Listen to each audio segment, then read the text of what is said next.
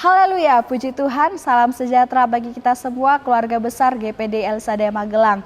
Kita bersyukur hari ini kembali kita bisa menikmati kebenaran firman Tuhan. Dan puji Tuhan, firman Tuhan pada saat hari ini saya berikan judul, Dengarkan dan Terima.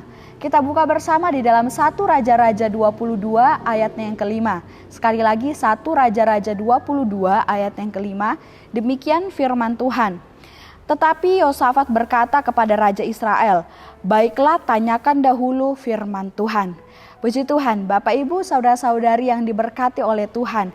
Dalam perikop ini mengisahkan tentang kerjasama antara Raja Yosafat yang merupakan Raja Yehuda dan juga Raja Ahab yang merupakan Raja Israel.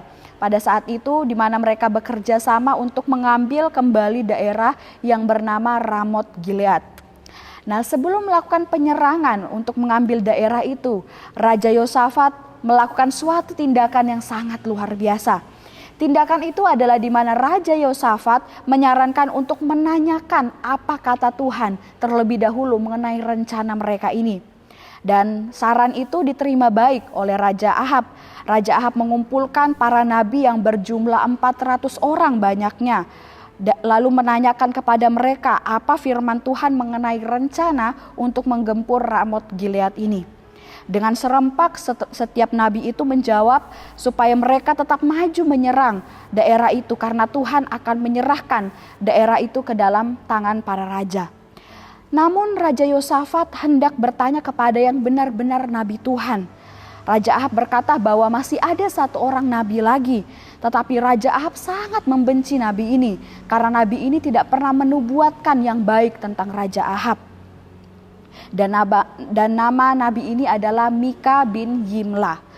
Ketika Nabi Mika dibawa menghadap raja dan raja bertanya kepadanya, Nabi Mika awalnya menjawab bahwa para raja boleh maju menyerang Ramot Gilead dan akan beruntung.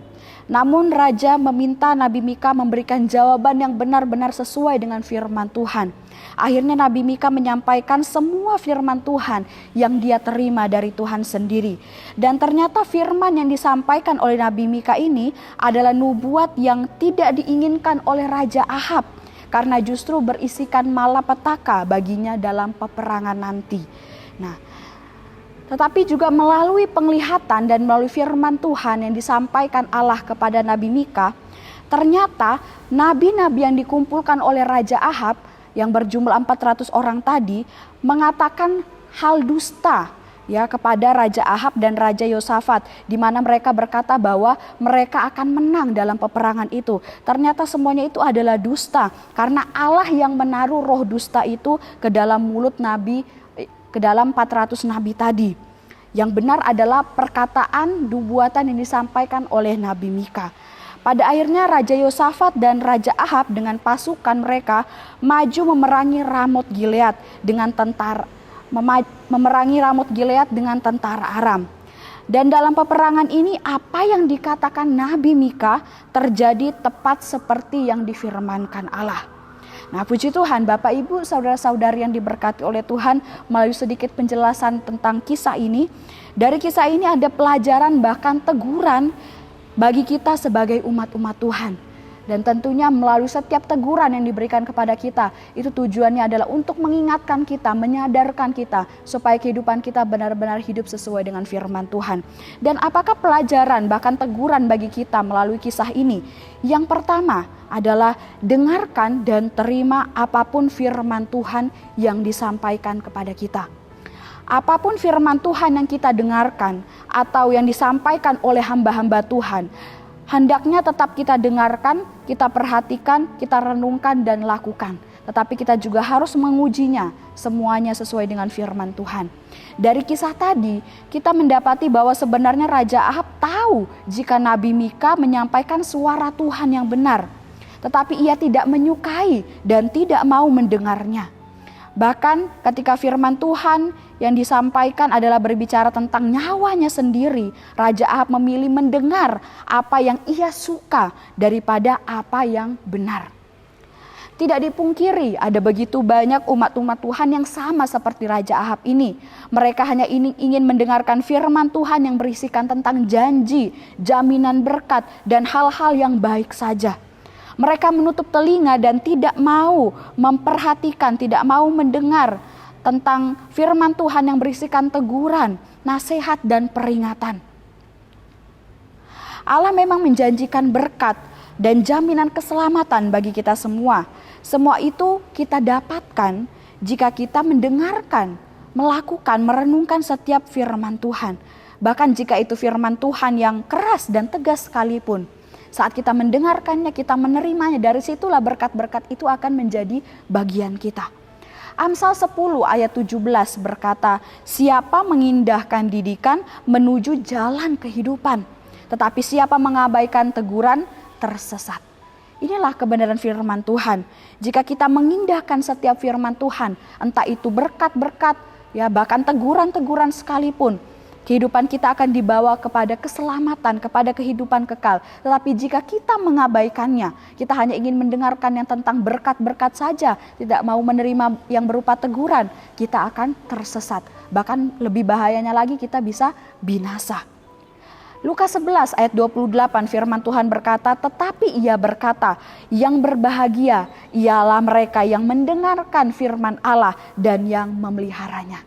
Berbahagialah mereka yang mendengarkan setiap firman Tuhan, menerima setiap firman Tuhan, baik itu firman Tuhan tentang berkat ataupun tentang teguran, dan mereka yang memeliharanya, melakukan firman Tuhan itu dalam kehidupannya. Firman Tuhan berkata, merekalah orang-orang yang berbahagia di dalam Tuhan. Nah, puji Tuhan Bapak Ibu, kemudian hal kedua, pelajaran bahkan teguran yang bisa kita dapatkan dari kisah ini adalah jangan mengatur seorang hamba Tuhan untuk menyampaikan firman Tuhan yang sesuai dengan keinginan kita. Kita lihat bersama di dalam ayat yang ke-13 sampai ayatnya yang ke-14 dari 1 Raja-Raja 22 ini. Di sana dikatakan bahwa suruhan yang pergi memanggil Mika itu berkata kepadanya, ketahuilah nabi-nabi itu sudah sepakat meramalkan yang baik bagi raja. Hendaklah engkau juga berbicara seperti salah seorang daripada mereka dan meramalkan yang baik. Tetapi Mika menjawab, demi Tuhan yang hidup, sesungguhnya apa yang akan difirmankan Tuhan kepadaku, itulah yang akan kukatakan. Ketika raja meminta supaya Nabi Mika dibawa ke hadapannya, seorang suruhan yang memanggil Nabi Mika itu menyuruh Mika untuk menubuatkan atau menyampaikan apa yang baik kepada raja, seperti yang dilakukan oleh 400 nabi yang lain. Tetapi dengan tegas Nabi Mika menolak hal tersebut. Nabi Mika tetap berpegang teguh kepada kebenaran firman Tuhan, bahwa apa yang dikatakan Tuhan, apa yang diperintahkan Tuhan, itulah yang akan disampaikan oleh Nabi Mika. Entah itu berita yang baik atau teguran yang keras sekalipun. Ada peristiwa-peristiwa di mana seorang hamba Tuhan dibawa untuk membawakan firman Tuhan berdasarkan tema yang sudah ditentukan. Hal ini tidak mengapa. Ya, kita bisa menentukan tema atau garis besar apa yang akan dibahas jika kita mengundang atau sedang bertanya kepada seorang hamba Tuhan. Yang tidak bisa dan tidak boleh kita lakukan adalah ketika kita mengatur, ya, menuntut, memerintahkan seorang hamba Tuhan supaya selalu menyampaikan firman Tuhan yang isinya adalah hal-hal yang baik, berkat-berkat, janji-janji, atau hal-hal yang sedap didengar saja. Karena tentunya ini bertentangan dengan kebenaran firman Tuhan. Seorang hamba Tuhan ketika akan menyampaikan firman Tuhan, pasti dia sudah berdoa, bergumul, atau bahkan Allah sudah menaruh dalam hati seorang hamba Tuhan tersebut tentang apa yang harus disampaikannya kepada umat-umat Tuhan. Oleh sebab itu jangan sampai kita mengatur, menuntut seorang hamba Tuhan untuk menyampaikan firman Tuhan yang sesuai dengan keinginan kita, yang sesuai dengan apa yang ingin kita dengarkan. 2 Korintus 4 ayat yang kedua berkata, hamba Tuhan yang sejati tidak memalsukan firman Tuhan dan menyatakan kebenaran. Nah, ini benar adanya bahwa setiap firman Tuhan yang disampaikan oleh hamba-hamba Tuhan yang sungguh-sungguh melayani Tuhan adalah firman Tuhan yang benar-benar asli, berasal daripada Allah. ya, bukan tentang dirinya sendiri. Jadi tidak bisa dikontaminasi dengan permintaan kita, harus seperti ini, harus seperti ini, tidak. Karena seorang hamba Tuhan sejati akan benar-benar menyampaikan firman Tuhan yang berasal daripada Allah. Kemudian juga di dalam 2 Korintus 4 ayat 5, di sana hamba Tuhan yang sejati memberitakan tentang Kristus, bukan tentang dirinya sendiri. Jadi apa yang hamba Tuhan sampaikan adalah benar-benar tentang Tuhan. Selain ilham yang diberikan dari Tuhan, hamba Tuhan tersebut juga menyampaikan tentang Tuhan itu sendiri. Jadi kita tidak bisa memaksakan kehendak kita untuk meminta hamba Tuhan tersebut menyampaikan, oh hal ini yang baik, hal ini yang enak didengar. Tidak. Tetapi semua yang disampaikan oleh seorang hamba Tuhan adalah benar-benar ilham dari Roh Kudus dan benar-benar tentang Kristus yang disampaikan. Jadi sebagai umat-umat Tuhan, mari kita menghargai setiap hamba-hamba Tuhan yang sudah menyampaikan firman Tuhan dengan tidak mengatur, protes, atau mengkritik setiap firman Tuhan yang mereka sampaikan. Dengarkan, terima, dan lakukan apapun firman Tuhan itu, karena sesungguhnya itulah pesan Tuhan bagi kita melalui perantaraan hamba-hambanya.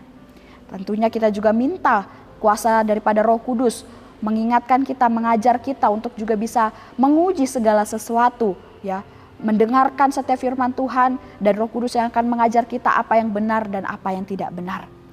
Jadi Bapak Ibu saudara-saudari yang diberkati oleh Tuhan, dari firman Tuhan kita hari ini, jadi marilah kita menjadi umat Tuhan yang sejati, yang mau mendengarkan dan menerima apapun firman Tuhan yang kita dengar dan disampaikan kepada kita. Jangan hanya mau mendengar dan menerima apa yang sedap didengar saja, tetapi tidak mau menerima teguran Tuhan melalui firman-Nya. Dengarkan firman-Nya dan lakukan perintahnya. Kita tidak dapat memaksakan pula atau menuntut supaya seorang hamba Tuhan tersebut menyampaikan firman Tuhan yang sesuai dengan kehendak kita dan bukan kehendak Tuhan. Ya. Kita juga tidak boleh protes atau mengkritik seorang hamba Tuhan jika firman Tuhan yang disampaikannya mungkin tidak sesuai dengan apa yang ingin kita dengarkan, yang menyenangkan kita. Karena pada dasarnya firman Tuhan itu diberikan bagi kita untuk menegur, mengingatkan, menyadarkan kita supaya terus hidup berkenan di hadapan Tuhan, bukan untuk memuaskan keinginan kita sendiri. Puji Tuhan, Bapak Ibu saudara-saudari yang diberkati oleh Tuhan, kiranya Tuhan Yesus memberkati kita melalui kebenaran firman Tuhan hari ini. Mari kita sama-sama berdoa. Segala puji syukur, hormat, kemuliaan kami persembahkan kepadamu Tuhan. Engkau Allah kami yang baik, Engkau Allah kami yang luar biasa. Kami bersyukur buat setiap kebenaran firman-Mu bagi kami. Entah itu teguran-teguran yang keras sekalipun, ajar kami untuk bisa menerima, mendengarkan setiap firman-Mu dengan sepenuh hati kami. Bahkan kami boleh melakukannya dalam kehidupan kami. Terima kasih Tuhan, Kau memberkati seluruh keluarga besar GPD LSAD Magelang dimanapun berada. Terima kasih Yesus, terima kasih Bapa. Kasih karunia menyertai keluarga besar GPD LSAD Magelang, dan damai sejahtera dari Allah Bapa dan dari Tuhan Yesus Kristus yang telah menyerahkan dirinya karena dosa-dosa kami untuk melepaskan kami dari dunia jahat yang sekarang ini menurut kehendak Allah dan Bapa. Baginya lah kemuliaan selama-lamanya. Dalam nama Tuhan Yesus Kristus kami berdoa dan mengucap syukur, haleluya, amin.